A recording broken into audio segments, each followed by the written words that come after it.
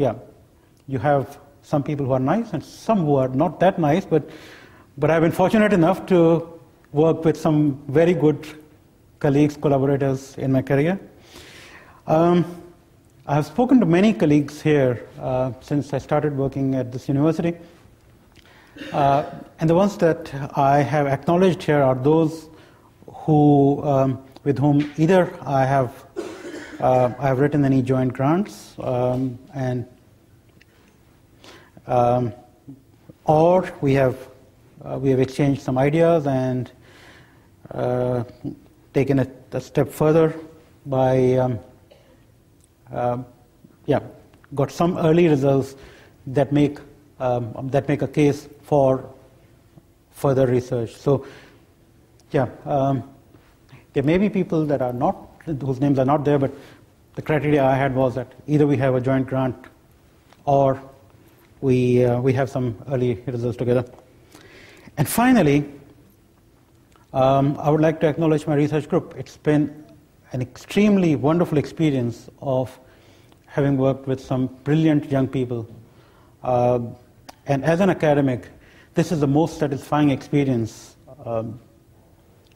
You're working with young people, and it feels great if they are following their dreams and taking up positions at top universities, Oxford, Harvard, Karolinska. I have former students who are now leading their own research groups and following their dreams. And this has been a really wonderful journey so far, and I look forward to having a similar experience working with excellent people in the future as well. And finally, none of this research would have been possible without the funding support of various funding agencies. And the research that I have presented so far was mostly with the support of funding agencies in Singapore. We have recently got funding from Lottery Health. We are working with colleagues and hope that we will get funding here in New Zealand and more funding in New Zealand and take this research further. And thank you all very much for your attention. Thank you. Bye-bye.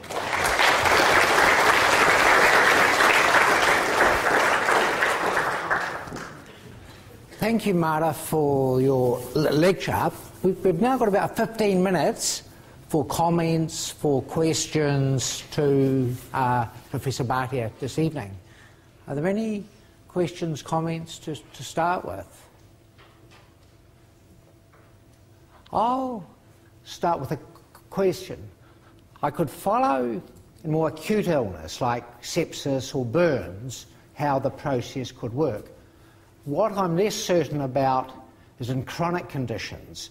Sort of, you mentioned diabetes, you mentioned Alzheimer's and various other ones. Mm-hmm. Sort of, how do you think these processes work in more chronic conditions rather than acute situations? We have some very limited data at this time on what goes on in chronic conditions. So we have found that in diabetes there is an inflammatory component, and when we looked at hydrogen sulfide in particular, there was an increase in hydrogen sulfide. In arthritis, again, we still don't know what is going on precisely.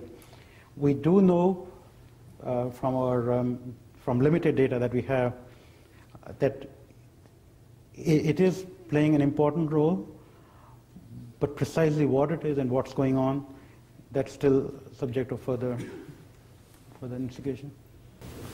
Martin. Thanks, Madhav. Just wondering, you talked about PAG, and I guess that's a compound you can probably buy from Sigma, which probably also means it's no good as a drug candidate because no company will be able to patent it. Yeah. So I wonder if using that compound, presumably people could synthesize related compounds, novel compounds. Is anyone doing that, or is there any interest in doing that? I'm not a chemist myself. And I'm looking for friends who are chemists. So yes, I'm thinking about it. And PAG, as I mentioned, or maybe I did not mention in the talk, yes, it has its limitations. and that is a fair criticism, that you cannot really use it as a drug. We have used it as a proof of concept, that it is protective, but we are, that inhibition of H2S synthesis is a protective action, but we need to do more research, and we need to use different approaches, one of them being mice that are genetically deficient in their ability to produce H2S. The other being, yes, we need for, and that's what I was alluding to when I said that we need to develop better therapeutic approaches. Just that's one of the things that we need to do. If you know a good chemist, let me know.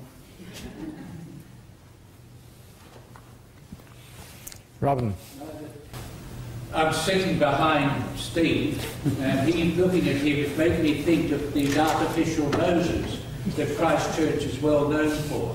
For example, Randall Allardyce and his SIP machine, smelling things out, and Steve looking at people with lung disease like cystic fibrosis and bronchiectasis, can smell the gases. It sounds a wonderful idea if hydrogen sulfide is a marker for inflammation, and by a non-threatening, non-sort of invasive test, a person could see how a disease is progressing, as you said. Is Steve, I saw his name up there, are you and Steve, you and Randall looking at these sort of measuring the gas coming out of the animal? Yeah, no, Robin, it's a very, very good question. And in my previous life in Singapore, one of my roles was to head a program which involved working with various colleagues with various specialties, including engineers, and we were trying to look for specific probes, breath analyzers. When I came for my interview here and I met Steve, I found that Steve was a step further, and they had already got some good pieces of equipment that could be used. So yes, it's one of the ideas that we have, and we are working together on in this direction. So one is, of course, to use it as a biomarker, take a little bit of blood and see if you have H2S going, but at the same time look at whether or not you can just do a breath analysis. And so yeah, it's one of the things that we are looking at. I hope you don't mind me saying it, Steve. One up the back. Yeah. My interest is in the more chronic conditions that you've touched on. I was particularly interested in some of the work that's been done here in New Zealand by people like Michelle Glass and John McPartland around cannabinoid research and the subject of sepsis. Is that an area that you have followed? Is there anything you can add along that research that could be promising? What we know is that H2S is acting. We don't really know a lot about what goes on in chronic conditions. My experience is more with acute conditions, but there is literature that shows that COPD, for example, in COPD you have an increase in hydrogen sulfide. There's literature from China on that. H2S action, we know that it's acting through substance P, and substance P acts is an important component of neurogenic inflammation. And that's where things get a little bit tricky because the kind of receptors that we have for cannabinoids are similar to those that are for capsaicin, or an inhibitor of capsaicin receptor, TRPV1 receptor, capsaicin, also is an inhibitor for CB1. So it's a problem with having good reagents around. So the short answer is yes, there is potential for this kind of research, but the problem is that we don't have good reagents at this time to conclusively say what's going on. Doug? Yeah, Great lecture, thank you. Just following on, I guess partly we're on to drugs now, aren't we, through that last question, but also Martin's first question. It would presumably be overly simplistic to say that if you're going to be a heavy drinker, then it would be good to be a heavy user of broccoli. Just a quick comment. I've got another question as well, which relates to H2S. Would you expect people in Rotorua to have higher rates of inflammation? Okay. To respond to both your questions, first one being on being a heavy drinker and having a lot of broccoli. You can do that, but I would suggest that you drink in moderation and have a bit of broccoli. Well, and on the side, cranberry, in addition to being present in human diet, in broccoli and Brussels sprouts, it's also present in cranberry meal, which is cattle feed. And you don't know, I don't know of cattle having acute pancreatitis. Cats and dogs do. So in the animal kingdom, maybe it's cranberry doing them some good, but I don't know. As far as H2S is concerned, in Rotorua, what you have is low H2S. If you're exposed to too much of H2S, then yes, there would be a problem. But if you are, and there are reports that show that people in Rotorua, there is, in some reports, there is higher incidence of cardiovascular disease. So yes, it's something to be aware of.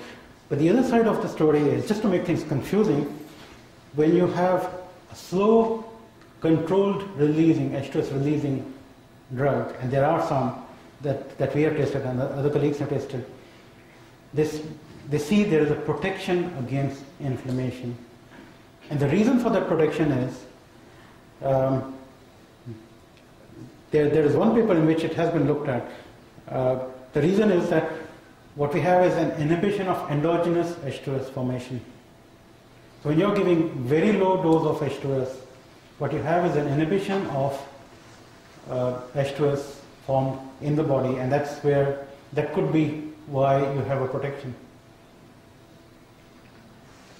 Tony. I'd like to follow up on that question of Doug's and get a wee bit closer to home. Now, I think we're all from time to time acutely aware that bacteria produce hydrogen sulfide in our gut. So how does that continual production of hydrogen sulfide in the bowel affect inflammatory diseases of the bowel? Now again, as I just mentioned, what you have is, if you have too much of hydrogen sulfide produced at the same time and it's present at the site, it would be bad. But when you have limited quantities produced, you would see that there is